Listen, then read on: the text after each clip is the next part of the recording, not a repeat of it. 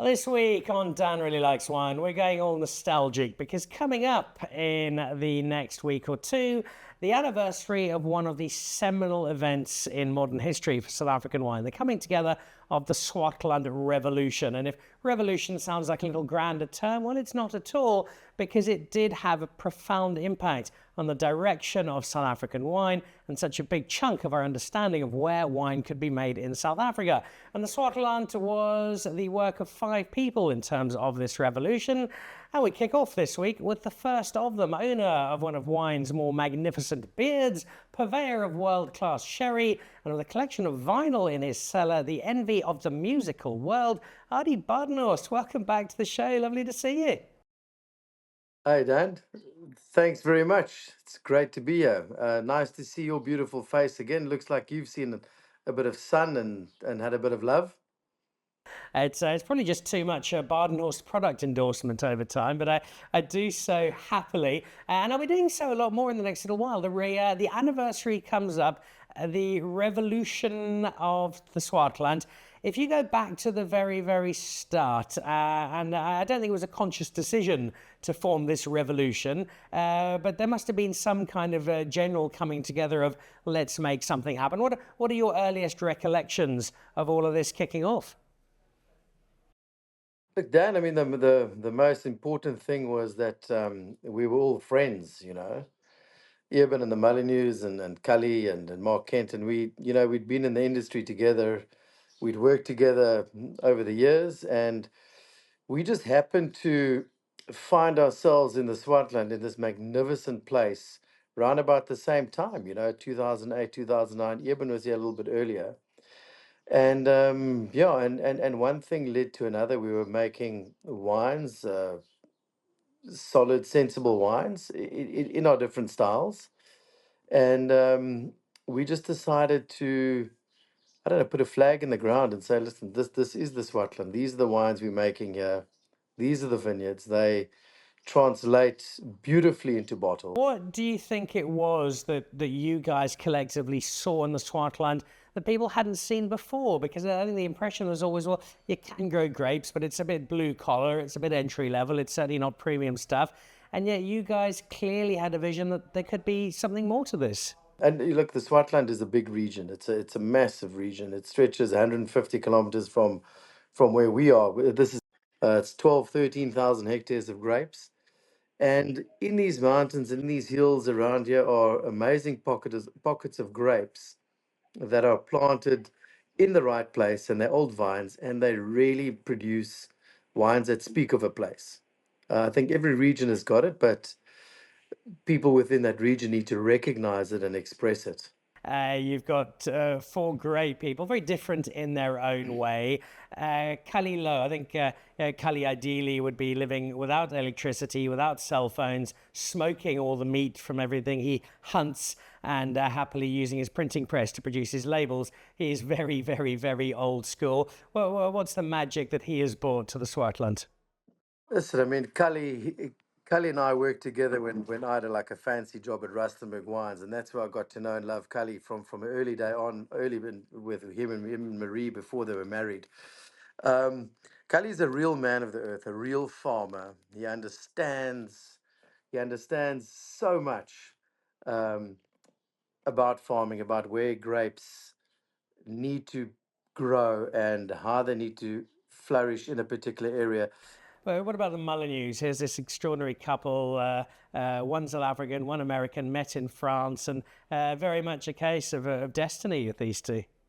Yeah, Andrea dumped me actually, way back. She was supposed, well, not, uh, she was supposed to come and work a harvest at Rustenburg Wines, and she dumped me for Kevin Grant at Araxia, but at that time, Chris Mullineux was working at Rustenburg Wines. So I sort of, I brought them together. I'm claiming that.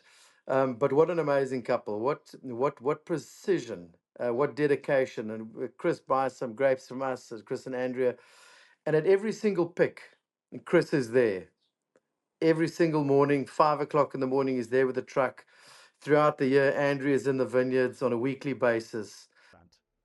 And then the last of your neighbours, Mr. Sadie, who's just finished completing his cathedral to wine. A man who, like many of your winemaking peers, would probably like to be surfing more than he would be winemaking. But when he does decide to do a bit of wine, he tends to come out all right.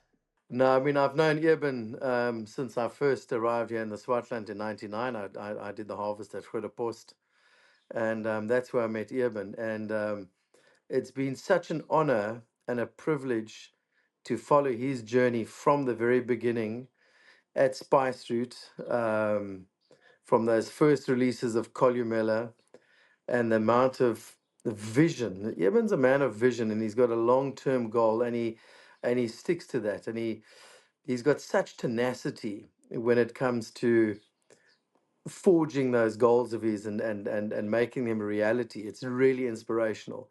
And of course, his wines are exceptional. I mean, they're incomparable. They are beautiful. They are precise.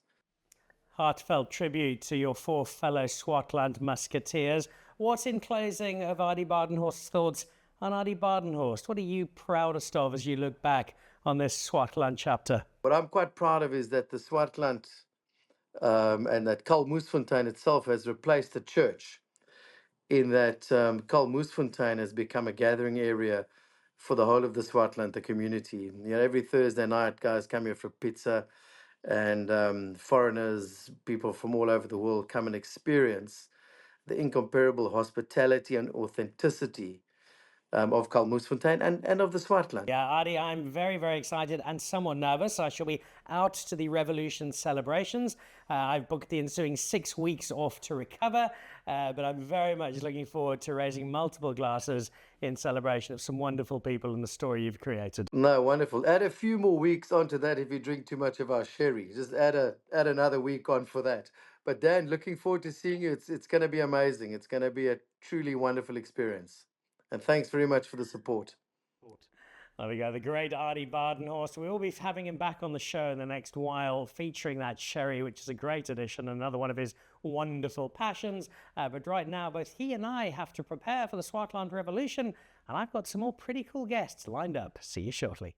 Of the stories of the Swartland Revolution, none speaks quite so much to romance as that of the Mullineux, the American winemaking wunderkind and the top South African talent who stumbled across each other in France, fell hopelessly in love, and luckily for all of us, have been making wonderful wine ever after. It's a proper fairy tale, and one that comes to a really important milestone, Chris and Andrea, because the anniversary of the Swartland Revolution is far more than just a really cool weekend to hang out, listen to some great wine people, and celebrate a milestone.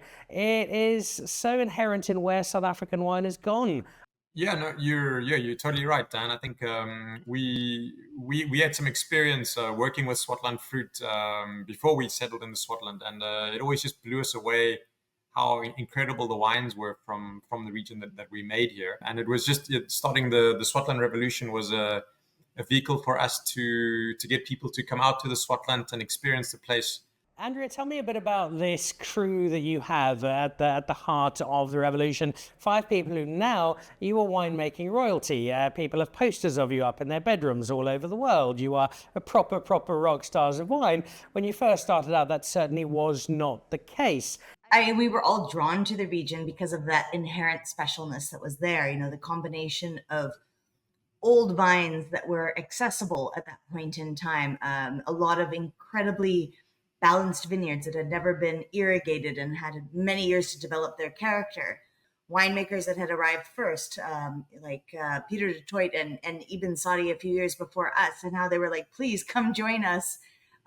You don't get that a lot of places in the world. So the access to world-class fruit and then a community that welcomes you with open arms. I mean, there's nothing better than that combination. Chris, when you go somewhere new and decide to make wine, there are often some eyebrows raised politely. I think of another good example of our mutual friend Samantha O'Keefe and deciding to make wine in Greyton, where everybody told her she was absolutely mad, and now we see what a visionary she was. Was there a lot of opposition, or if opposition is too strong a term, then certainly a questioning of, can the Swartland be the home of really premium wine? The locals have only been extremely positive towards us. So yeah, I think it's been 20 years of just incredible experiences with the locals. Many of them we call friends, and as Artie says, it's very social. There's a lot of gatherings, whether it's early morning breakfast braais or late evening pizzas at Kalmersfontein. And it's amazing to see that all of our kids have been growing up together. I think, collectively there's 3, 4, 5, 6, 7, 8, 9, 10. There's like 12 kids between the 5 of us. So it's pretty awesome to be able to have that be a multi-generational sense of community as well. I want to get a sense of both of you to wrap up on where things might have turned around. Andrea, when you look at the evolution of the Swartland, was there a particular wine, a particular moment, a particular article from a notable critic? Was there something that for you was that turning point that made people suddenly realize, hang on, this Swartland place is quite something? It's actually funny. So Audie was mentioning that I was supposed to do an internship for him, but then I went to the Hemel and Arda to work for Kevin Grant instead.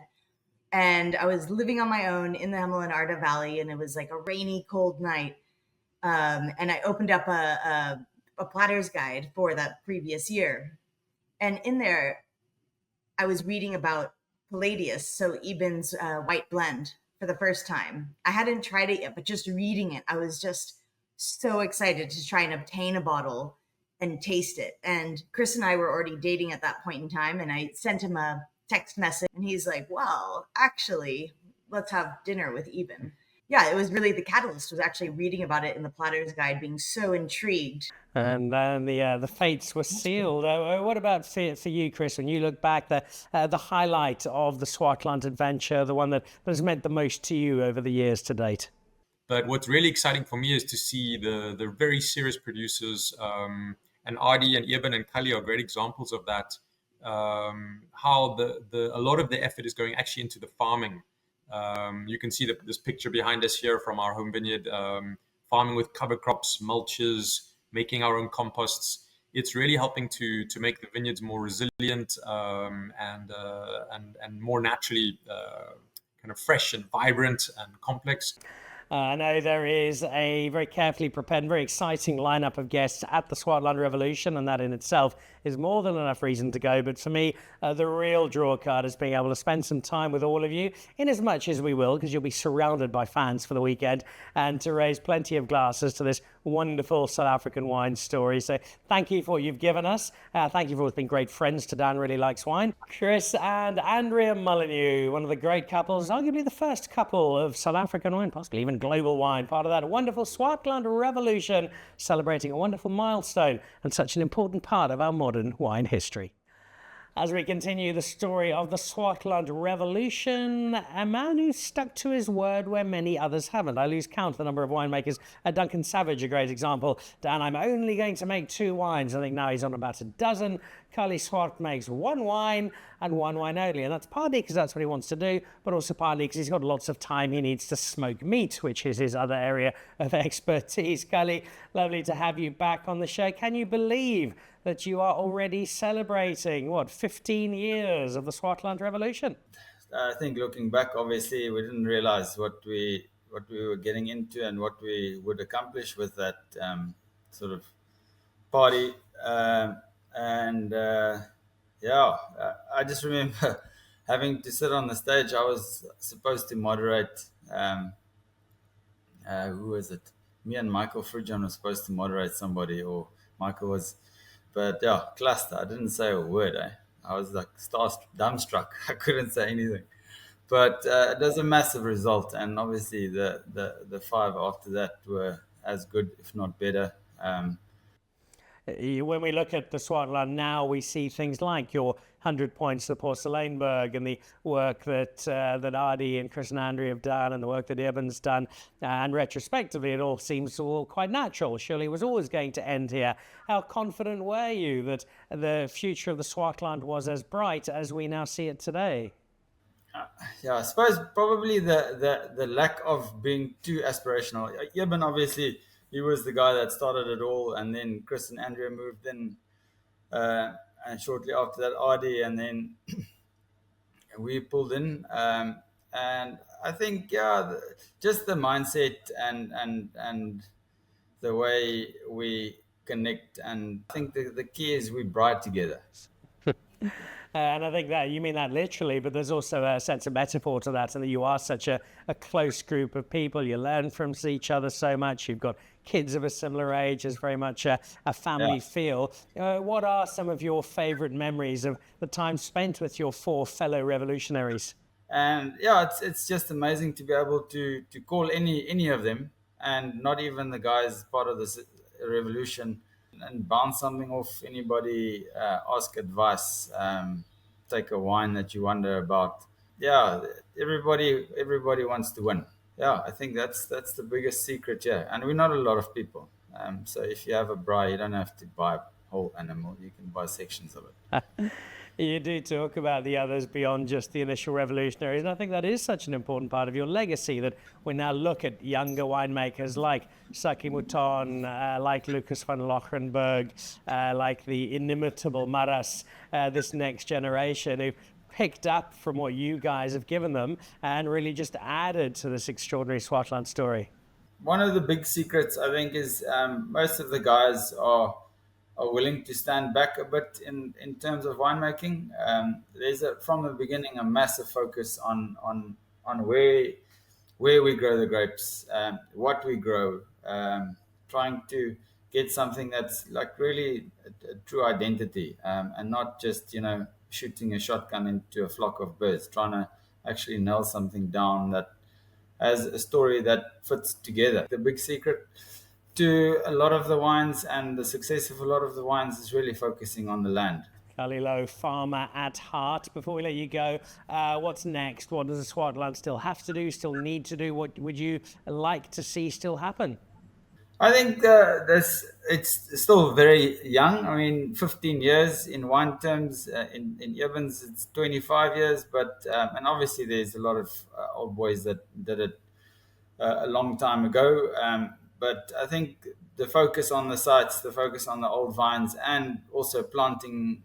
We mustn't just put all the emphasis on the old vines. If you don't plant it young, it's not going to get old. So we're planting fascinating sites with new vineyards, with better material, the sustainability, regenerative angles. I think there'll be a pile of fun to be had in the future. Many of us will be watching that future very, very closely indeed. Callie, thank you very much indeed. I look forward to seeing you out at the Swartland Revolution celebrations. And I've got no doubt you already have your multiple cuts of meat lined up for that smoker of yours for the weekend. Callie Louw, one of the Swartland Revolutionaries, always a great friend to the show, great South African winemaker, and such a huge part in this Swartland Revolutionary story. Our journey back in time via the Swartland Revolution continues, although in the case of Eben Sadie, while the revolution celebrates 15 years, his story goes back just a little longer. Hard to believe, Eben, 15 years of the revolution, 25 years, would that be right, of you first making wine in the Swartland? It feels an age ago, and yet at the same time almost yesterday. Could be even 28, Dan. It's bad. It's bad. It's been long, but it's been blessed, and it's been an incredible privilege. We look at the Swartland now with such admiration. This is one of the great homes of wine of the world. This wasn't the case 28 years ago for most people. They barely knew where the Swartland was, let alone that it was this wine-growing area. How convinced of the potential of the Swartland were you when you first came across it? At that time, let's say 1992, 3, 4, sort of also the birth of the new South Africa. At that stage, the Swartland Winery, actually being the biggest operating cooperative out here, actually was on a big role, and like at that stage, probably the Veritas being the most important wine judgment at that stage. It actually did incredibly well as a big scale winery, and I think when I arrived, I was privileged to get involved in the Swartland earlier on through the Spice Route project. It was, I think being non-irrigated by and large, lots of old vineyards, a very good climate, all of that. I think a lot of the building blocks was there for really great wine. And it still is, Swartland's not the most planted appellation in South Africa, but it's the biggest wine region in circumference. So, and it just took people to come here that were thinking, I think, a little bit different, that could give the vineyards and the wines the needed attention. Not to say that the bigger organizations couldn't. It was also the change of a time in South Africa, time in South Africa selling wine before the new South Africa was born, and after, it's two completely different realities. So I was just a fortunate one to almost arrive at the same time that the new South Africa was born. The importance of terroir cannot be underscored. The timing was certainly good. But then there are the people and this quartet of lieutenants you had by your side as the Swartland took off into this premium stratosphere. What is your very first recollection of Adi Badenhorst? He still had a six-pack then. But that's a very long time ago. Now, Adi, I knew Adi. Look, we all know each other from Stellenbosch and studying all of that. Adi first started making wine at Badenhorst on the coast. And he made terrific wines from the outset. So I was quite sad when he kind of went from Badenhorst to Rustenburg. I mean, Rustenburg was by 2001, 2003, the reconstruction of the new Rustenburg, and very little energy in the Swartland.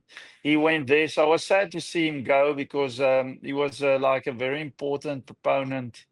And then it was like 5 years, I think, and then Adi was back. He came back in 2007, 2008. He was back in the Swartland. And, Chris Mullineux, I met Chris through when he was studying. I met Callie through the studies, Callie Louw. The Spice Fruit project was the first kind of, would I say, micro-focused project in the Swartland. And we were pedaling very hard at that stage. But, one star doesn't make a constellation. And, you realize very early on, it doesn't matter how good your wines are. To have a place and a dynamic, you need a lot of producers to kind of move in the same direction, the same trajectory, and all of that. And I think the true momentum for the Swartland came, when more and more of these smaller independent growers started setting up and their wines, making it to bottle. And yeah, fortunate enough, there was enough of good wines in bottles to kind of catch the international attention and national, because Swartland almost became more well known internationally first than nationally. It's a landscape that will be awash with very happy people in a few weeks' time as the Swartland Revolution anniversary kicks off. Before we let you get back to your harvest, which I know you're furiously working through, if you look back through these 15 years together, what's the happiest moment? What's the one that brings you the greatest pleasure as you reflect upon this wonderful 15 years? We all traveled. I think some of the other guys might have elaborated on. We all traveled together to the USA for an event there. It was the Hospice de Rhone at that stage, and we decided that we wanted to do something. And that first revolution, it was like a mark in the sand, and it wasn't about, and it still is. It's not about the marketing and all of that. It's a giving back.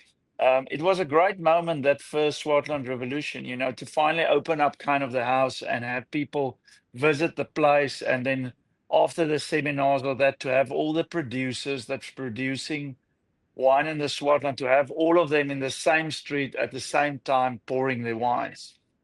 Well, it's that collective power that's driven the Swartland, I think driven a lot of South African wine over that same period, and gives us even more cause to celebrate. I shall let you go and finish off the 2025 harvest, some of which I hope will be in my cellar in a few years' time. Eben Sadie, thank you. Not just one of the great South African winemakers, one of the world's great architects of fine, fine wine, and one of our revolutionaries who's done so much to put South African wine on the global map.